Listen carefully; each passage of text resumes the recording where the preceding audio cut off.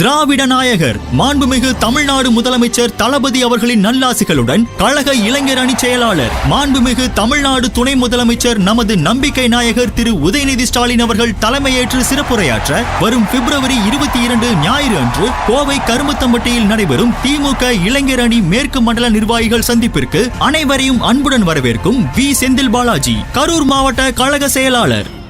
200 படைப்போம் வரலாறு. எடப்பாடி பழனிசாமி சொல்லியிருக்காரு, 4 ஆண்டுகளில் திமுக எந்த ஒரு சாதனையுமே செய்யலை. ஸோ அதனால் திமுக தோற்க தான் போகுது, தோல்வி அடைய வாழ்த்துக்கள் ஸ்டாலின் அப்படின்னு சொல்லி ஒரு விமர்சனத்தை வச்சுருக்காரு. இதை மக்கள் எப்படி பார்க்குறாங்க அப்படின்னு சொல்லி மக்கள்கிட்ட கேட்டு தெரிஞ்சுப்போம் வாங்க. அவரே சொல்கிறாரு எதுவுமே செய்யலை அப்படின்றப்போ பொதுமக்கள்கிட்ட அவர் கேட்டிருந்தார் தான் அவருக்கு தெரியும். அவர் பொதுமக்கிட்ட வர்றதுக்கு அவரால் முடியல. அதனால் அவர் சொல்கிறாரு. இல்லைன்னா படத்தை பார்த்து அழுவார் அவர். எவனா ஒருத்தன் படத்தை பார்த்து எவனா அழுவானா, இதய கண்ணி படத்தை பார்த்து அழுகிறாரு. அதனால் அவர் நம்ம அத்திப்பழம் சொத்தன்றாரு. அதில் எல்லாமே பூச்சி தான். அந்த அத்திப்பழம் உடம்பு எவ்வளோ நல்லதுன்ட்டு அவருக்கு தெரியுமா? தெரியாது. அப்பா அப்படின்ட்டு கூப்பிடுது ஒரு குழந்தை. எந்த குழந்தை அப்பான்னு கூப்பிடுது? அப்பா அம்மா இல்லாத குழந்தைக்கு எந்த முதல் மந்திரியும் எந்த சர்க்காருமே செய்யாத கொரோனாவில் செத்துது பார், அந்த குழந்தைங்க கூப்பிட்டு. அப்போ அதை அவனால் தாங்கிக்க முடியல. எடப்பாடியால் தாங்கிக்க முடியல. அவர் முன்னாள் முதல்வர், இந்நாள் எதிர்கட்சின்னு சொல்லத்துக்கு வெக்கமாக இருக்குது. சொல்லத்து தெரியுங்களா? அதனால் அந்த குழந்தைக்கு போட்டுக்கிட்ட கூட இவன் கேட்குறான் அப்பான்ட்டு சொல்கிறேன். வேறு எவன் போட்டான் மாதம் 2000 ரூபாய்? அது எத்தனை வருஷத்துக்கு போட்டான்? 18 வருஷத்துக்கு. யாரும் கொடுக்கல, நான் செய்கிறேன் உனக்கு அப்படின்ட்டு சொன்னது இந்த முதல்வர். காலையில் உணவு இல்லை. அந்த அந்த சர்க்கிளில் சொல்கிறாங்க கக்கூஸ் தான் நடந்துருக்குதே தவிர பசியாரத்தை பற்றி பேசலை. இப்போ இவனுங்கெல்லாம் பரதேச மாதிரி இப்போ நின்றுன்னு இருக்கானோ, யாருன்னா வருவாங்களா போவாங்களா அப்படின்ட்டு. அவர் மனக்குமுறலை அவர் ஆற்றாமையை அப்படி சொல்லியிருக்கிறாரு. ஆனால் எவ்வளவோ செஞ்சுருக்காங்க தமிழ்நாட்டு மக்களுக்கு. எவ்வளவோ நல்ல திட்டங்களை கொண்டு வந்திருக்காங்க. தமிழ் புதல்வன் திட்டம் கொண்டு வந்திருக்கிறாங்க. அப்புறம் கலைஞர் மகளிர் உரிமை தொகை கொண்டு வந்திருக்கிறாங்க. இலவச பெண்களுக்கான இலவச பஸ் போக்குவரத்து கொண்டு வந்திருக்காங்க. இன்னும் ஏராளமான திட்டங்களை கொண்டு வந்திருக்கிறாங்க. இதையெல்லாம் அவரால் தேர்தல் காலத்தில் சந்திக்க அவருக்கு தைரியம் கிடையாது, ஃபேஸ் பண்ண முடியாது. இதை எப்படி எதிர்கொள்ளணும் அப்படின்றது பயம். அதனால் அவர் அதை அப்படி சொல்லி அவர் மனசை தேர்த்திக்கிறார், அப்படி தான் சொல்லலாம். எடப்பாடி எத்தனை வருஷம் ஆண்டார்? 4 வருஷம் ஆண்டார். எடப்பாடி ஜெயிச்சு வரல. அம்மா ஜெயிச்சாங்க, எடப்பாடி உட்காந்துருக்காரு. எடப்பாடி 4 வருஷம் ஆண்டிருக்காரு, 4.5 வருஷம் ஆண்டிருக்காரு. அவர் 4.5 வருஷம் அவர் என்ன பண்ணியிருக்காரு தமிழ்நாட்டுக்கு? எதுவுமே பண்ணலை. அவர் பண்ண சாதனைகள் மேலே தான் ஸ்டாலின் பயணம் செஞ்சு வந்தார். அவர் எந்த சாதனையுமே பண்ணலை. சாதனை பண்ணதெல்லாம் இவங்க இந்த 5 வருஷம் தான் இவங்க சாதனை பண்ணியிருக்கிறாங்க. இந்த சாதனை மறுபடியும் கண்டிப்பாக தொடரும். மறுபடியும் 2026 திமுக தான் ஆட்சிக்கு வரும். ஆமாம், இவனுங்க சாதனை. அவர் தோல்வி அவர் தான் அடைவார். திமுக எந்த காரணத்தை கொண்டும் தோல்வி அடையிறதுக்கு வாய்ப்பே இல்லை. அவங்க 200க்கு மேலே தான் டிஎம்கே ஜெயிச்சு வருமே தவிர 200க்குள்ளே வரத்துக்கு வாய்ப்பு இல்லை. ஆமாம், இவங்கெல்லாம் முதல்ல எடப்பாடியே முதல்ல ஜெயிப்பாரான்னு சந்தேகம் தான். எடப்பாடி பழனிசாமி உல்டாவாக பேசுகிறாரு. 4 ஆண்டுகளுக்கு சொன்ன சாதனையோட சொல்லாத சாதனைகள் நிறைய செய்தார். சாதனைகள் எண்ணில் அடங்காது. எதிர்பார்க்க முடியாத சாதனைகள் தமிழ்நாட்டு மக்களுக்கு கொடுத்துருக்காங்க. குறிப்பாக தமிழ்நாட்டை காப்பாற்றக்கூடிய சூழ்நிலையில் அவர் இருந்திருக்கார். அவர் முதலமைச்சர் என்பது வேறு, தமிழ்நாட்டு தலைவர் என்ற முறையில் தமிழ்நாட்டுக்கு வெளியில் இருக்கக்கூடிய ஆபத்தை ஒன்றிணைந்து கூட்டணி கட்சியில் ஒன்றிணைந்து தடுத்து நிறுத்திக்கல மிகப்பெரிய பணியை ஸ்டாலின் அவர்கள் செய்திருக்காரு. எடப்பாடி கிணத்து தவளையாக இருந்துக்கிட்டு கிணத்துல இருந்து கத்துற மாதிரி இருக்குது. வெற்றியின் பக்கம் இருந்து தமிழ்நாட்டை பாதுகாக்கிற அணியில் இருக்கக்கூடிய தலைவர்கள் வெற்றி பெறுவார்கள். எடப்பாடி சொல்வது தவறு, அவருக்கு தான் அது முடியும் அப்படின்னு. அவர் வேற என்ன சொல்லுவார்? அவர் விரக்தியில் இருக்கிறாரு. ஏன்னா தமிழ்நாட்டில் யார் தேர்தல் காலத்தில் முன்னாடி இருக்கிறாங்க அப்படின்றதெல்லாம் அவருக்கு தெரியும். விரக்தியிலே தான் அந்த வார்த்தையை அவர் பேசுகிறாரு. தோல்வின்னு சொல்கிற அவருக்கு அந்த வார்த்தையை நாங்கள் அவருக்கு ரிப்பீட் பண்ணுறோம். அந்த வார்த்தையை அவருக்கே நாங்கள் சமர்ப்பிக்கிறோம். தோல்வின்றது திமுகக்கெல்லாம் என்றைக்குமே தோல்வி, வெற்றி தோல்வி திமுக மாதிரி வெற்றியை கண்டவங்களும் கிடையாது, திமுக மாதிரி தோல்வியை கண்டவங்களும் கிடையாது. அதனால் எது வந்தாலும் திமுக வந்து அந்த ஒரு இதுக்கெலாம் கிடையாது. இன்றைக்கி இருக்கிற காலகட்டத்தில் எல்லாருக்கும் தெரியும் அடுத்தது யார் ஆட்சி வரப்போகுது 2026 தெரியும். அதனால் அவர் சொல்கிறதெல்லாம் ஒரு பெரிய விஷயமா எடுத்துக்க வேண்டியதில்லை. அது ரொம்ப தவறு. அவருக்கு மனசுக்கு தெரியும் இந்த மாதிரி அவங்க செய்கிறது கூட தான் மனசாட்சி தொட்டு போல தெரியும். மற்றபடி வேறு எதுவும் சொல்லவே அர்த்தமே இல்லை. இவங்க பண்ணுற ஆட்சி வந்து பொற்காலம் நல்ல சூப்பராக காலம் கூட 5000 கொடுத்தான் வர மக்களுக்கு ரொம்ப சந்தோஷம். 5000 வச்சு இந்த மருந்து செலவு அது மெயின். கூட ஒரு பணம் கட்ட போகிற இடத்துல போய் பணம் குறையும். அந்த 5000 தான் அந்த பணத்துக்கு வீரை காப்பாற்று பணம் 5000 போய் அதான் மெயின். 4 வருஷம் சார் நிறைய பண்ணாங்க. அவருக்கு தெரியாத மாதிரி நடிக்கிறார். தெரியும் அவருங்க எதையும் வெளியே சொல்லிடணும் பார்த்தா அது சொன்னால் சொல்லுவாங்க குனியும் கொட்டுவாங்களாங்க.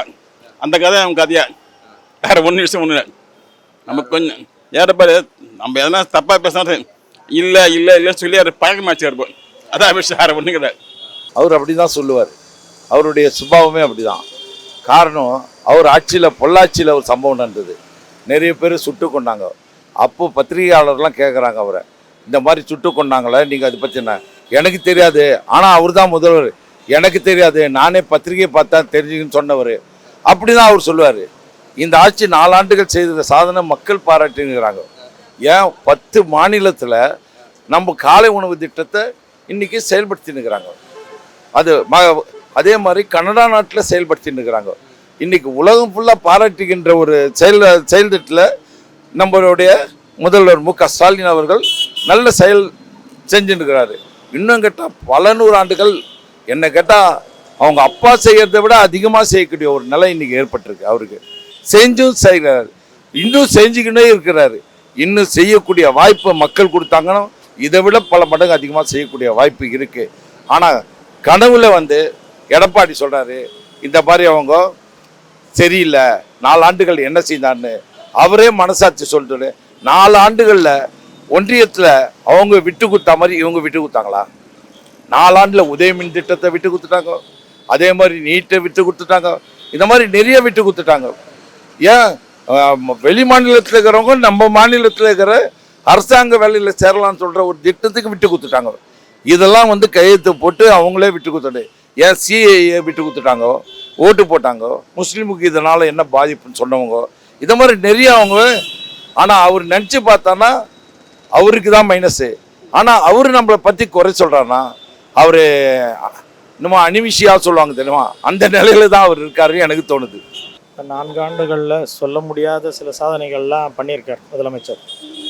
உதாரணத்துக்கு நமக்கு நிதி ஒதுக்கலை பாராளுமன்றத்தில், அதை பேசி வாங்கி கொடுக்க முடியாது எடப்பாடி பழனிசாமி அவர்களுக்கு. அவர் முன்னாள் முதலமைச்சர். கூட்டணிக்கு முன்னாடியே அவர் பேசி தமிழ்நாட்டுக்கு நிதி வாங்கி கொடுத்துருக்கலாம். அதெல்லாம் வாங்கி கொடுக்காதே அவர் சொல்லிகிட்டு இருக்காரு. அவரும் பண்ணியிருக்கலாம், நான் இல்லைன்னு சொல்ல. தற்சமயத்துக்கு மத்திய அரசு உதவி இல்லாமலேயே பல திட்டங்களை நிறைவேற்றியிருக்காருன்னு சொல்லிவிட்டு நான் கட்சிக்கு அப்பாற்பட்டு தான் நான் பேசுகிறேன்.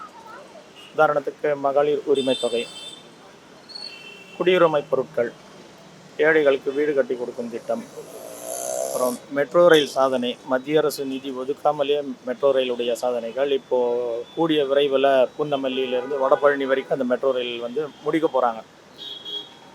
முடிஞ்ச அளவுக்கு திட்டங்கள் அவங்க கொடுக்கவே இல்லை, நிதியம் ஒதுக்கலை என்னன்னா நம்மளுடைய முதலமைச்சர் வந்து எடுத்து பண்ணிகிட்ருக்கிறார்.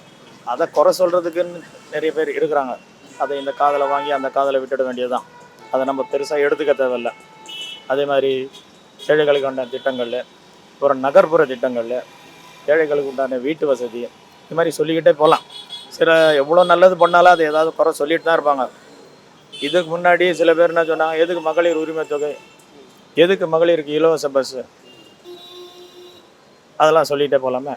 அதெல்லாம் சொல்லி கொடுக்க வேணாம்னு சொல்லிட்டு எதிர்கட்சியும் மத்தியில் இருக்கிற ஆளுங்கட்சியும் சில நேரத்தில் அதே குறைக்க சொல்லிகிட்டு இருக்காங்க. அதெல்லாம் நம்ம தவிர்த்துட்டு மேற்கொண்டு நம்ம தமிழ்நாட்டுக்கு என்ன செய்யணும் அதை நம்ம பெருமை பண்ணணும். தோல்வி வந்து அவர் என்ன வார்த்தை கொடுக்குறது?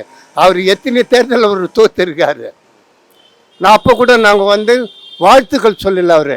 அட இது எப்படி சொல்லித்தரணும், நீங்கள் இருக்கணும், நீங்கள் எதிர்கட்சியாக இருக்கணுன்ட்டு தான் நாங்கள் நினைக்கிறோம். ஏன்னா திராவிடவுடைய பாரம்பரியம் வந்து தமிழ்நாட்டிலேருந்து அழிஞ்சிடக்கூடாதுன்ட்டு. இன்றைக்கி எவனையோ ஒருத்தங்கிட்ட போய் நின்றுக்கின்னு அவன் சொல்கிற மாதிரி வச்சுக்கின்னு கேட்டுன்னுக்கிறேன். அதுதான் இந்த முதல்வர் சொன்னார். அவன் வந்து டபுள் இன்ஜின்ல டப்பா இன்ஜின் சொன்னது கரெக்டு தான். அது எப்படி தோல்வி அடைவார்? அவர் ஜெயிக்க ஆளே கிடையாது. இன்னும் பல நூறு ஆண்டுகளுக்கு வந்து திமுக தான் தமிழகத்தில் வெல்லும். அவங்க தான் ஆட்சி அமைப்பாங்க. எடப்பாடி இனி வந்து முதல்வர்ன்ற அந்த இதுவே அவர் மறந்துட வேண்டியது தான். ஏன்னா அவருக்கான தகுதியே கிடையாதே. அவருக்கு ஒரு தமிழகத்தை ஆளக்கூடிய எந்த விதமான தகுதியுமே அவர்கிட்ட கிடையாது. அதனால் அவர் வர்றதுக்கு வாய்ப்பு இல்லை. அவர் இதை சொல்லி தான் அவர் மனசை தேத்திக்கணும், வேறு வழி கிடையாது. அவர் அதை சொல்கிறேன்னா அந்த வார்த்தையை நாங்கள் அவருக்கே வந்து அவர் தோல்வியுடைய வாழ்த்துக்கள் நாங்கள் அவருக்கு சொல்கிறோம். அவருக்கு தெரியும். அவர் ஒரு எதிர்கட்சி தலைவர்கிட்டேருந்து வேற என்ன வார்த்தை எதிர்பார்க்க முடியும்? நீங்கள் வெற்றியுடைய வாழ்த்துக்கள்னா நம்மளுக்கு சொல்லுவார். ஒரு எதிர்கட்சியாக இருக்கிறவங்க நம்மளுக்கு அப்படி தான் சொல்லுவார். அவருக்கு தெரியும். அவருக்கு மனசு முழுக்க இப்போ இன்னைக்கு கூட வந்து தேமுதிக வந்து சேர்ந்துட்டாங்க. இப்போ அவருக்கு வந்து இன்னும் பயம் ஜாஸ்தியாகி போயிடுது. ஏன்னா எல்லாமே வந்து ஜெயிக்கிற கூட்டணியிலே போகிறாங்களே என்னன்னா அந்த பயத்தில் தான் அவர் பேசுகிறார், வேற ஒன்றுமே கிடையாது. பயத்தின் வெளிப்பாடு தான் இந்த மாதிரி வார்த்தைகள் அவர் வாயிலேருந்து வருது. தோல்வி அடைய மாட்டார் கண்டிப்பாக. இந்த வாட்டி 200 பெரிய வர்றாரு வந்துவார். அந்த அளவுக்கு வந்து நல்ல நிறைய பண்ணியார். எவ்வளோ தொடங்கி வச்சுக்கிறாரு கூட வந்து எல்லாருக்கும் நல்லா உதவி பண்ணியார். அது வந்து கடவுளே தெரியும், நம்ம சொல்ல வேண்டியது ஒன்றும் இல்லை. அவர் தான் மெயின்.